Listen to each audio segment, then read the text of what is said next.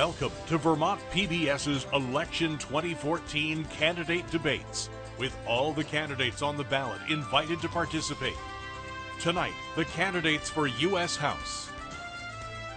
Here's moderator Joe Marone. Good evening, everyone, and welcome to Vermont PBS's debate featuring the candidates for the United States House of Representatives. I'm Joe Marone from Vermont PBS. We've invited all 6 candidates on the ballot to be with us here tonight, and they all are with us.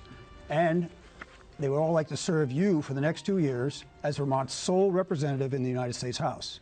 Positioned in alphabetical order, they are Matthew Andrews, Liberty Union Party; Mark Donka, Republican; Chris Erickson, Independent; Randall Meyer from Energy Independence; Jerry Trudell, Independent; and Peter Welch, Democrat. Now, our format is a simple and straightforward one. I'll ask a question, and everyone will get 1 minute to respond. I may ask a follow-up or permit some rebuttals. We'll also have questions from you, our viewers, and there'll be 1 minute closing statement. Speaking of time, Laura Walsh is our timekeeper here, and should keep everyone on time and the proceedings moving right along. So let's begin. Candidates, first off, Vermont voters may not know many of you. So let's start with a question that tells something about yourself and particularly your style of work. As you know, Vermont is a small state. California has 53 members to the United States House. We have 1. You obviously hope that that 1 will be you. If elected, how will you best represent and give voice to Vermont as only 1 of 435? Let's start with Mr. Andrews. Hi, Joe. Thank you for inviting me and the other candidates to be here this evening. I really am running as a Liberty Union Party candidate, but to represent obviously all Vermonters.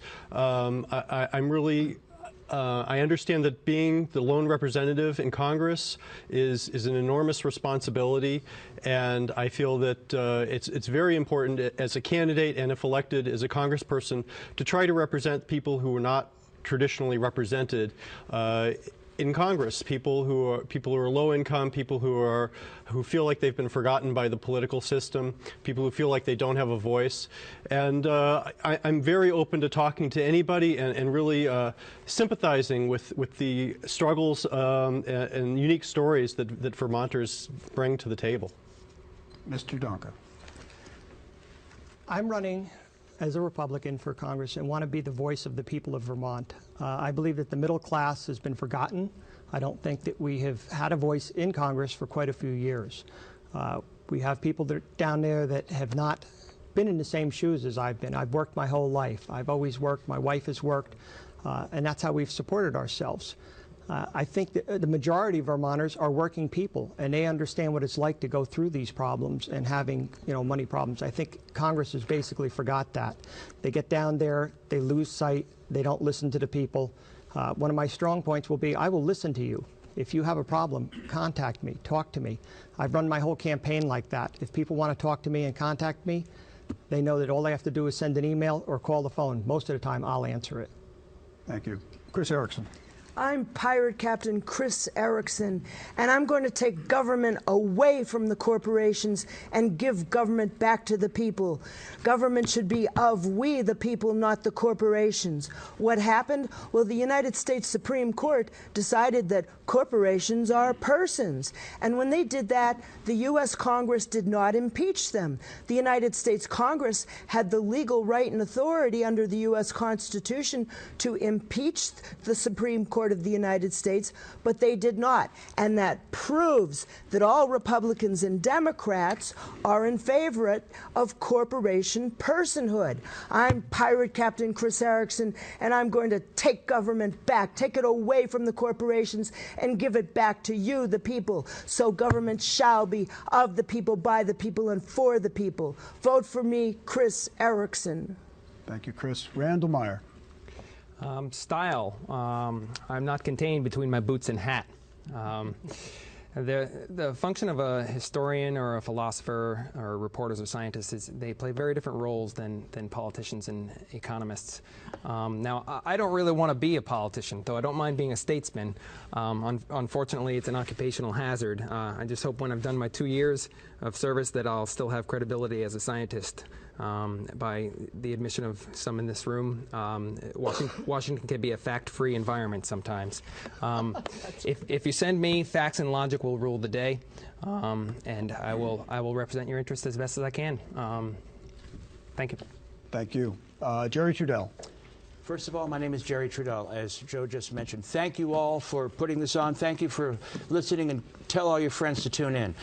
First of all, I'm sick and tired of a permanent recession economy. It's affected me personally, as well as thousands of other Vermonters.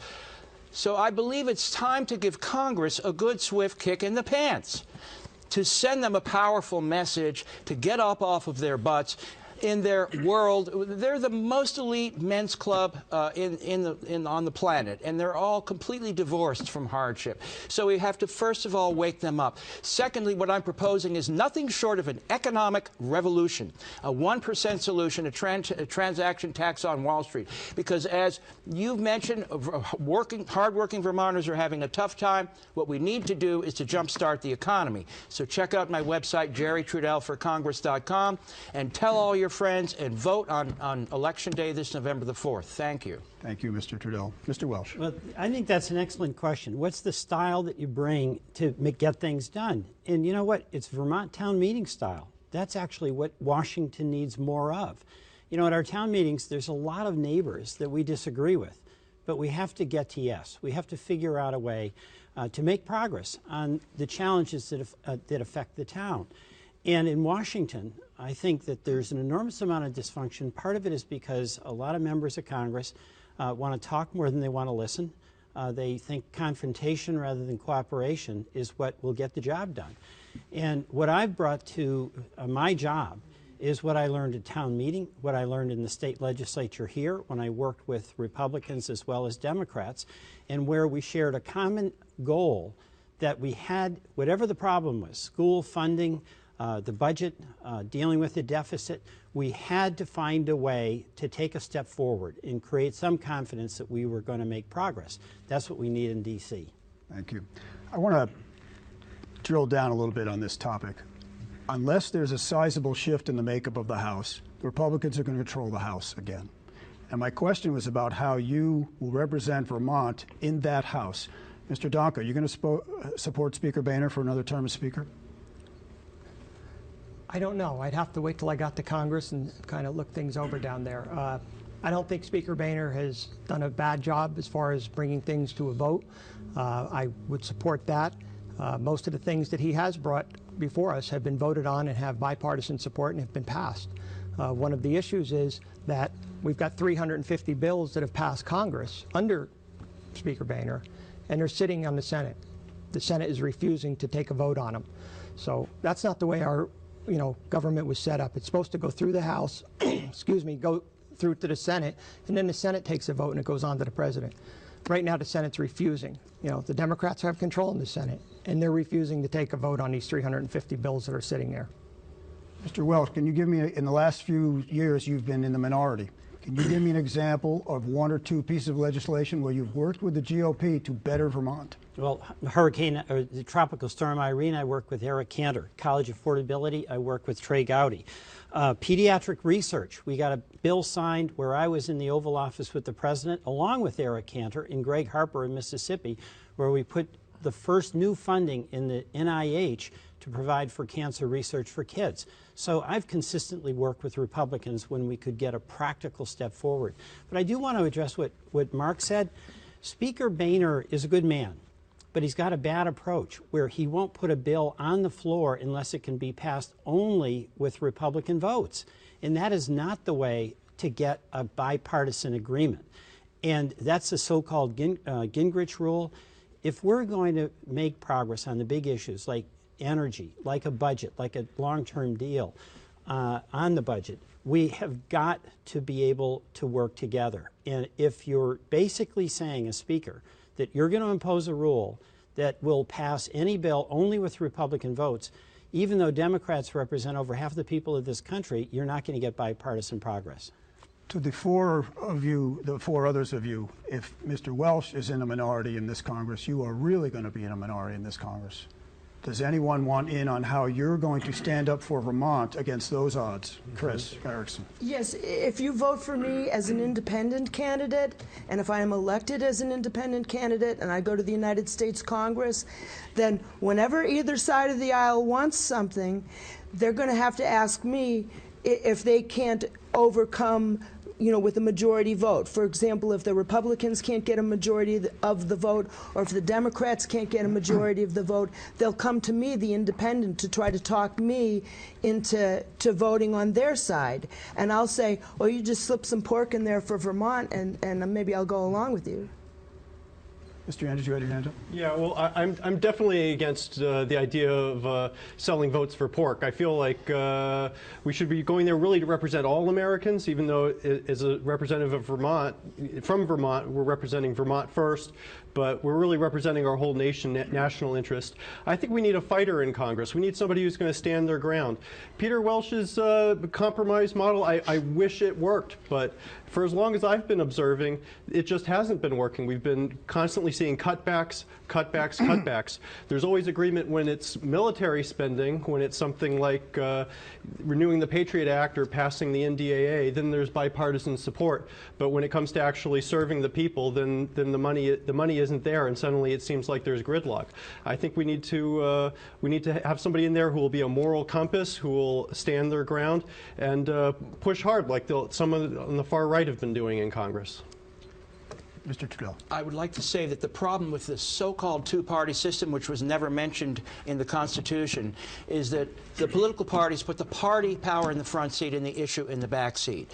So what we really need to do is to begin to change this two-party monopoly of Republicans and Republicrats, first of all. Secondly, I'd like to say that I am not a party animal. I'll accept at face value anyone if they're willing to work with good faith on any initiative. But what we really need is the problem solving nationwide on the same issues of the permanent recession economy and the energy crunch. The real issue here is solving these economic problems. I think we do need to shake Congress up and give them a kick in the pants, to be polite, and wake them up, and then to be able, once we've woken them up, perhaps we can start to accomplish something. Thank you very much. Mr. Meyer, do you want in on this? Well, certainly. Working with I tend to agree, especially with Mr. Andrews over there. It's all about the company you keep. Politics these days is filled with some pretty heavy moral ambiguities. It's been like that for as long as I can remember. I'm just 34 here. I'm fairly young for running for this particular office. As a young man, I heard the nitwits and the Republican Revolution, and took their contract at face value, and I went and got a decent education, and I'm waiting for my payment. Where's my money? Where's my job? Where's my life? And as far as I'm concerned, I don't bat an eye. I don't blink for a second to call them traitors. I don't. Recklessness, malfeasance, negligence, criminal incompetence. These have legal thresholds for these sorts of things. And I mean it in every way, factual and logical. I'll prove it in any court in the land. Okay, excuse me. Mr. Donka, specifically, if you don't like government, you want it smaller, leave. Simple. Simple.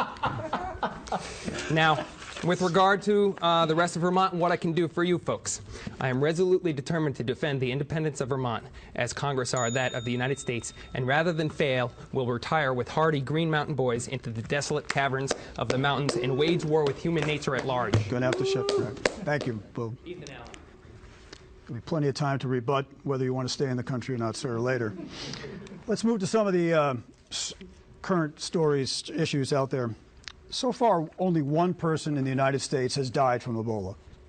2 healthcare workers who were treating him came down with the virus, but they're now recovering. The Department of Homeland Security has now imposed some travel restrictions on people arriving from West Africa, limited entry points, monitoring of travelers. Is this action warranted? Is it enough? Or is it overreacting? Let's go the other way. Mr. Welch. Well, the bottom line here is that we want to take practical steps that are going to protect America from the virus. And my view on this is that we should be listening to the medical folks more than having a political debate about it. The travel ban, folks like the Doctors Without Borders, who have enormous experience in this, say that that can do harm, not necessarily good. Travel restrictions, on the other hand, in screening, very intensive screening before people leave, and if they leave from those 3 countries, come into our country, require them to go to these 5 airports where we have expanded screening. That all makes an immense amount of sense. But we've got to do 2 things. One, we've got to provide with our allies in Europe some help to stop the spread of the disease at its source. And then secondly, we've got to have the CDC and our medical community prepared, as I think they are, lessons learned as a result of how they messed it up in Texas.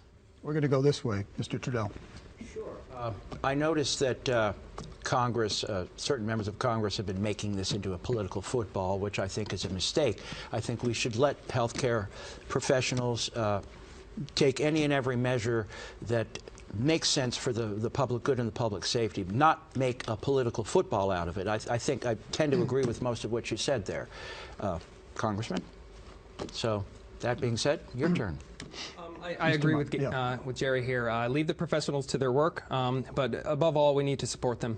Stop level funding the university research budgets, since the same intellectuals do double duty in training the next generation of doctors. And don't neglect the other tropical diseases. Schistosomiasis and malaria infect huge numbers every year in the tropics. That's where the reservoir of those diseases are. Hundreds of millions of people, if I remember my statistics correctly. And I was just reading the New York Times today. They were talking about the Liberian doctors, how few they have. There are more Liberian doctors in the U.S. presently than there are in Liberia. So there's a brain drain in the world here, and it can be partly our fault at times. Chris Erickson, are we doing the right thing on Ebola?